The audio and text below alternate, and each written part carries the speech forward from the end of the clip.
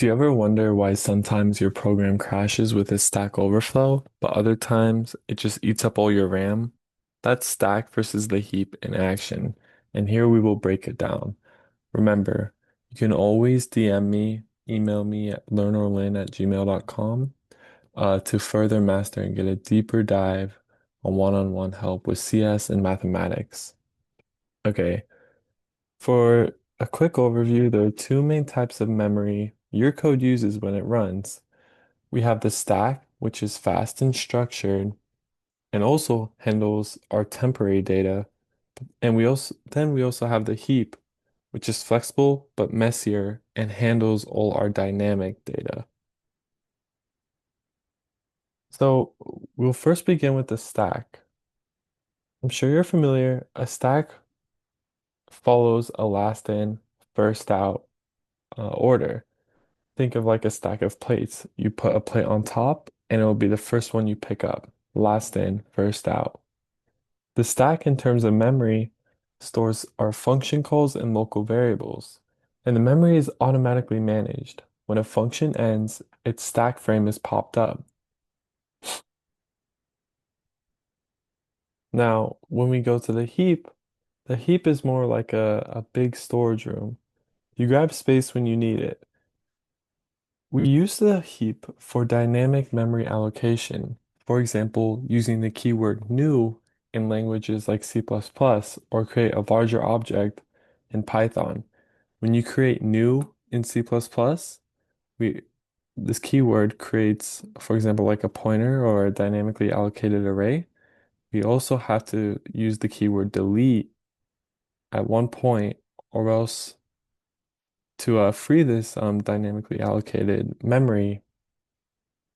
Or in other languages such as Java, thankfully the garbage collector handles it.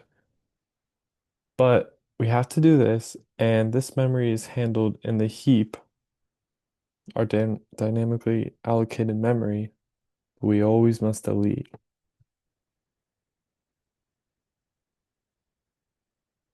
Now, a quick comparison of the two.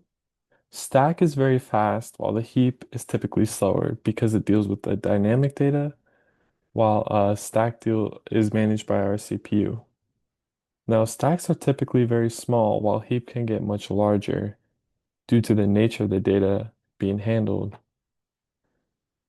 Now, when it comes to the lifespan of a stack versus the heap, um, our stack is tied to the function scope because we're dealing with the temporary data, while our heap, since it handles all our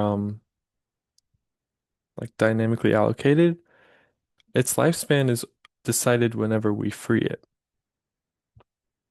Now, remember earlier how I said stack follows a LIFO?